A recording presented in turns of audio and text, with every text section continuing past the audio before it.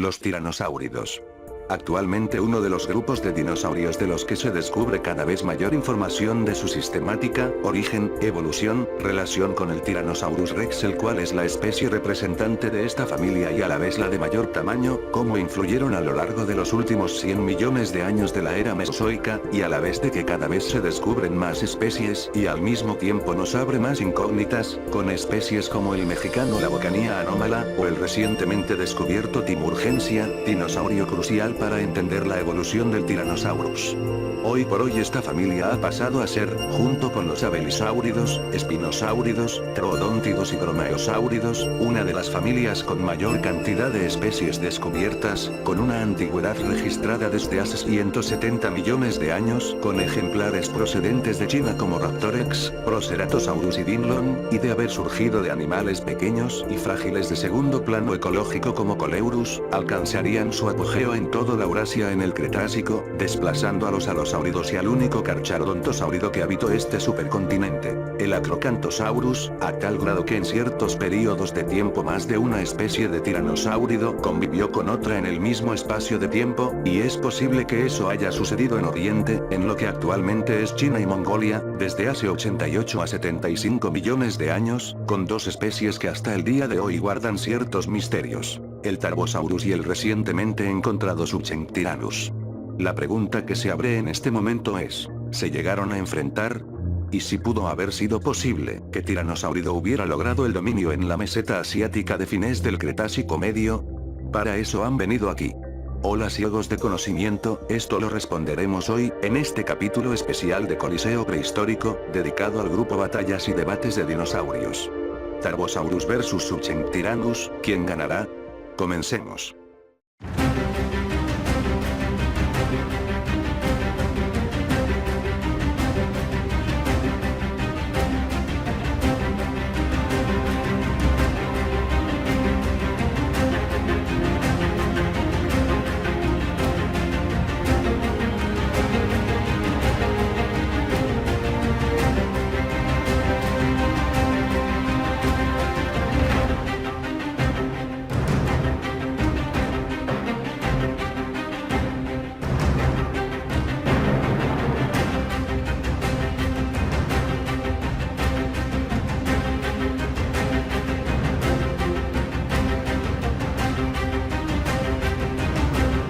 Bienvenidos de nuevo, bien, como dice el título del video, veremos cuál de los dos tiranosáuridos más grandes del continente asiático del Cretácico tendría la victoria si se enfrentaban, y a su vez, aprovechando que ambas especies convivieron en el mismo espacio al mismo tiempo, aunque es muy probable que aunque fueran parte del mismo nicho ecológico, se especializaran en distintas presas, analizar cuál tuvo la supremacía en la red trófica, claro basándome en los datos variados pero aún confusos del Tarbosaurus, y en los pocos datos que se tienen del recién descubierto Subchenktyrannus.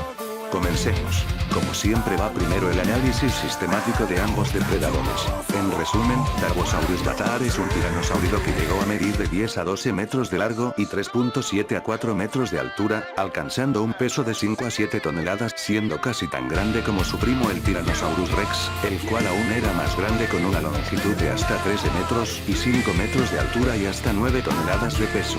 Aún así, y a pesar de que vivió alrededor de 5 a 10 millones de años antes, algunos paleontólogos siguen considerando a Tarbosaurus una especie más de Tyrannosaurus, aun cuando se han encontrado en ambos dinosaurios bastantes diferencias que citaré aquí como sistemática para el versus. Un cráneo más corto, de 1 a 1.3 metros de largo, el cual era más estrecho y le daba una visión bilateral en lugar de binocular, y 60 a 64 dientes, además de que estos eran más cortos. De entre 15 y 19 centímetros, se estima una fuerza mandibular entre 3.700 y 4.900 kilogramos fuerza sobre centímetro cuadrado, aunque nunca se ha hecho un cálculo exacto. Los brazos son los más cortos dentro de los tiranosáuridos más grandes, y en general en relación al tamaño de su cuerpo, son los brazos más cortos encontrados en un tiranosauroide. Es hasta ahora el único tiranosáurido, junto con su ancestro el Alioramus, en el que se ha encontrado un sistema de encaje mandibular, similar al de razas de perros como el pitbull o el bull terrier,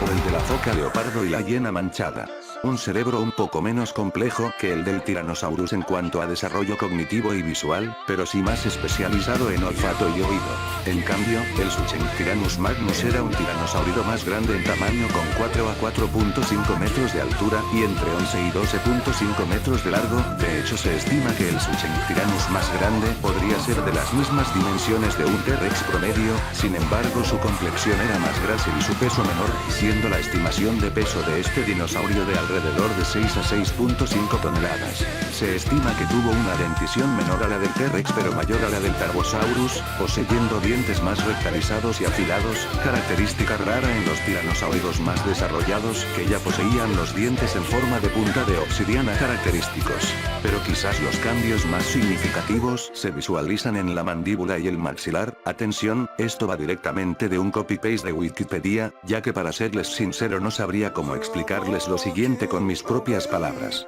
Suchenktyrannus puede distinguirse de los demás tiranosaurinos por una única autapomorfia, la presencia de un saliente horizontal en la superficie lateral de la base del proceso ascendente del maxilar, y una muesca redondeada en el margen anterior de la fenestra maxilar. Suchenktyrannus también posee un margen ventral margen de la fenestra anteorbital que yace sobre el del borde ventral de la fosa anteorbital. Adicionalmente, la longitud total de la fenestra maxilar es más de la mitad de la distancia entre los márgenes anteriores de la fosa y la fenestra anteorbital.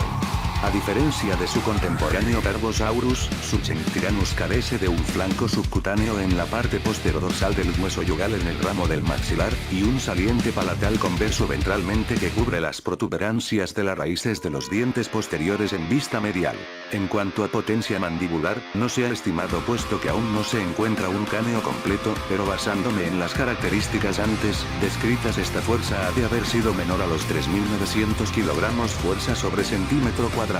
Las características antes mencionadas nos determinarán qué tipo de presas podían cazar, siendo Tarbosaurus más especializado para presas poderosas como el Ankylosaurido tarchia o el Terisinosaurido Terisinosaurus, el cual poseía garras enormes que podían sacar de combate a depredadores menos recios, y a la vez para presas pesadas como el Hadrosaurio Saurolotus, o saurópodos como el Mignectosaurus o el Opisthocohelicaudia, o incluso presas difíciles por su complexión física como Deinocheirus, mientras que Suchenktyrannus aprovechaba su mayor estatura y longitud, pero menor peso y mayor movilidad en la cabeza, para depredar al Ceratopsios y Noceratopsia al hadrosaurio más grande y pesado, el Chatungosaurus. Esto nos daría como resultado que sería poco probable que compitieran por presas, siendo más generalista Tarbosaurus y más especializado en un solo tipo de presas Suchenktyrannus.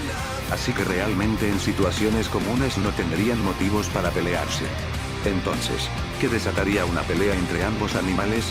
El hecho de que tuvieran un marco de caza establecido en cuanto a qué presas elegirían para almorzar, eso no les impediría que si la ocasión se presentara el Suchenktyrannus pudiera abatir alguna presa, tal vez un animal débil o enfermo, del coto de caza del Tarbosaurus, y viceversa, el Tarbosaurus podría matar alguna presa del Suchenktyrannus si se le presentara la oportunidad. Otra razón para que se pelearan fuera por invasión de territorio, que por lo general es lo más común que se da aún en la actualidad, por ejemplo enfrentamientos entre lobos grises y pumas en las praderas estadounidenses, y la tercera razón de por qué podrían pelearse sería el cleptoparasitismo, es decir, que uno le quisiera robar la presa a otro o estuvieran peleando por un animal muerto.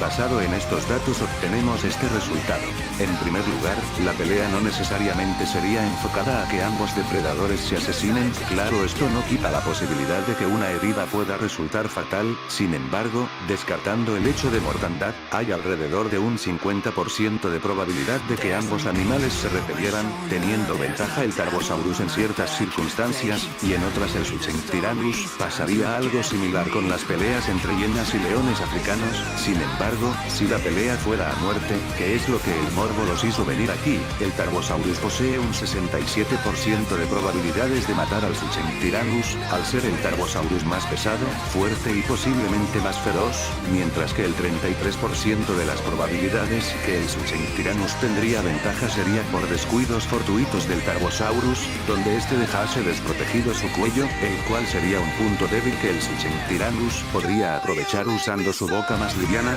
estrecha, larga y llena de dientes filosos hechos para desgarrar carne de manera veloz y eficaz. Ahora bien, a nivel paleoecológico, ¿cuál de estos tiranosáuridos llevó la supremacía en la red trófica, y por ende existió en un mayor periodo de tiempo?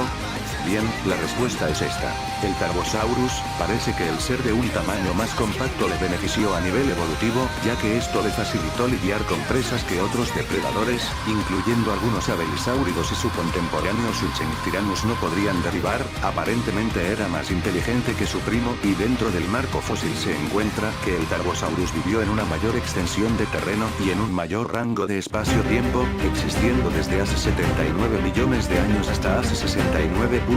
millones de años, mientras que, por lo que se sabe del Suchenktyrannus, este existió desde hace 83.5 millones de años hasta hace 70.6 millones de años, lo cual nos indicaría incluso que Tarbosaurus pudo haber desplazado ecológicamente a Suchenktyrannus, causando su extinción, sin necesidad de exterminarlo él mismo. En conclusión, el vencedor es el Tarbosaurus. Por mi parte ha sido todo, esperen los próximos versus que cada vez se pondrán más perros.